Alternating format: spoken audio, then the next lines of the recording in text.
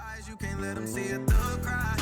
You looking in the thug eyes. It's a funeral, let the doves fly. This is when the thug cry. You looking in the thug. Bismillahirrahmanirrahim. Assalamualaikum warahmatullahi wabarakatuh. Perkenalkan, nama saya Milano Surya Prasetyo dari kelas POR 5B dengan nomor NPM 2018-850031. Di sini saya akan menjelaskan biomekanika dalam kehidupan sehari-hari. Saya ingin mengambil contoh biomekanika dalam berlari. Pertama, saya akan menjelaskan biomekanika terlebih dahulu. Biomekanika adalah ilmu yang mempelajari gaya internal dan eksternal di tubuh manusia dan efek yang ditimbulkan oleh gaya tersebut. Secara lebih spesifik, biomekanika adalah ilmu mengenai pergerakan manusia dan menjelaskan gaya yang menyebabkan gerakan tersebut. Biomekanika berfokus pada mekanika normal tiap bagian tubuh dan deviasi nilai normal yang meningkatkan beban pada tubuh sehingga terjadi cedera. Ini mengakibatkan saat berlari terjadi perubahan postur tubuh dan pusat gravitasi. Walaupun tiap pelari memiliki nilai ambang sendiri terhadap beban saat berlari, namun pronasi kaki berlebihan pada pelari akan mengakibatkan cedera. Kekuatan otot oleh ukurannya dengan kekuatan kontraksi maksimum antara 3 sampai 4 kg per cm persegi.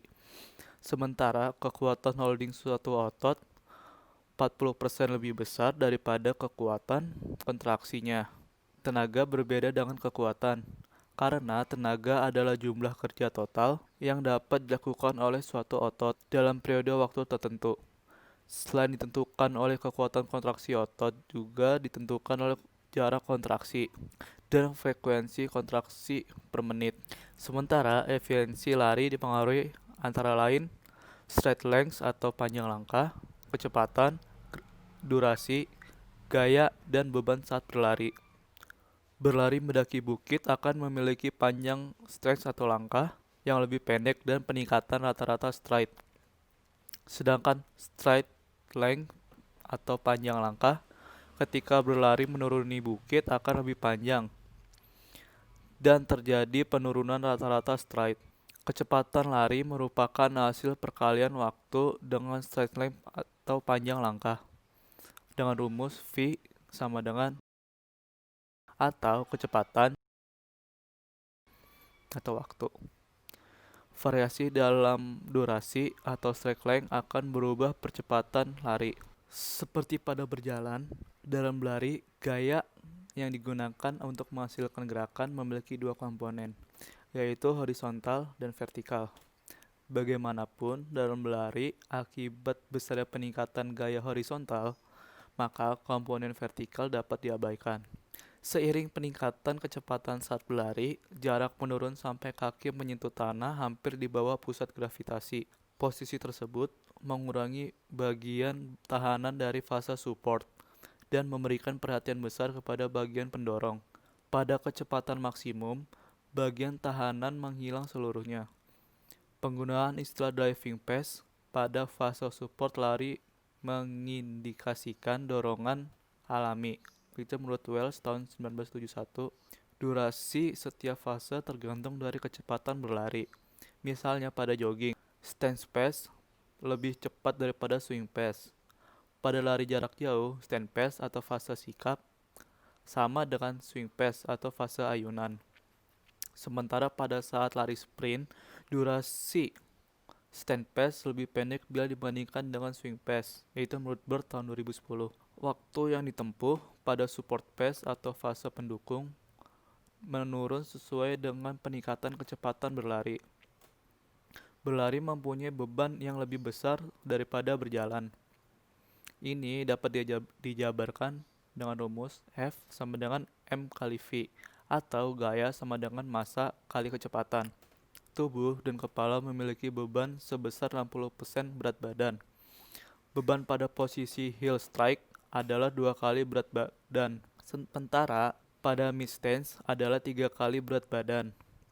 Kompresi beban pada sendi-sendi kaki mencapai 10 kali berat badan, sering mengakibatkan terjadinya fraktur. Postur tubuh dan pusat gravitasi ketika berlari dan berjalan serupa dan merupakan satu keterampilan yang kontinu. Satu kaki bergerak di depan kaki yang lain, sementara lengan bergerak dalam arah yang berlawanan secara sinkron. Tubuh harus sedikit maju ke depan untuk mengurangi tekanan terhadap otot-otot postural. Postur adalah gabungan posisi sendi-sendi.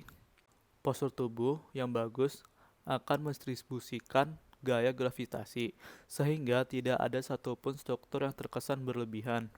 Postur tubuh ideal akan mempertahankan massa tubuh di atas dasar pendukungnya, minimal tegangan dan regangan jaringan statis maupun dinamis, serta minimalkan penggunaan energi. Keadaan tersebut diperoleh dengan mendistribusikan gaya gravitasi saat berdiri tegak maupun berjalan dan berlari.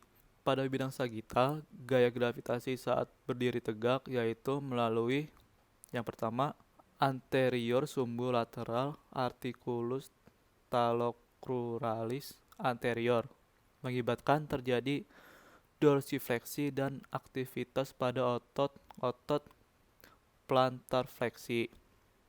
Yang kedua, anterior dari sumbulateral articulus genu, sehingga terjadi gerakan extensor articulus genu dan tegangan pasif ligamen posterior genu tanpa aktivitas otot.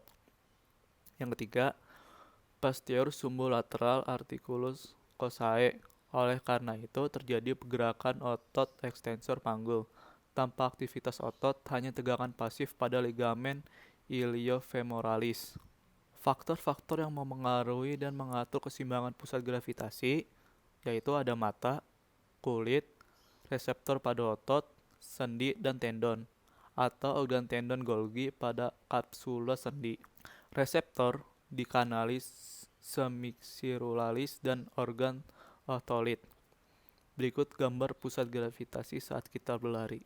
Dari gambar ini didapatkan pada COG pada titik 7,2 dan 11,1. Pusat gravitasi seharusnya jatuh sedikit di depan promontorium, sedangkan koordinat ini berbeda sedikit di belakang tubuh. Hal ini dapat diakibatkan karena pelari berdiri dalam posisi terlalu tegak, sehingga pusat gravitasi jatuh di belakang. Sekian dari saya, kurang lebihnya mohon maaf. Wassalamualaikum warahmatullahi wabarakatuh. Just go and see the world and just show them what it really means to live life golden. Yeah, we're golden.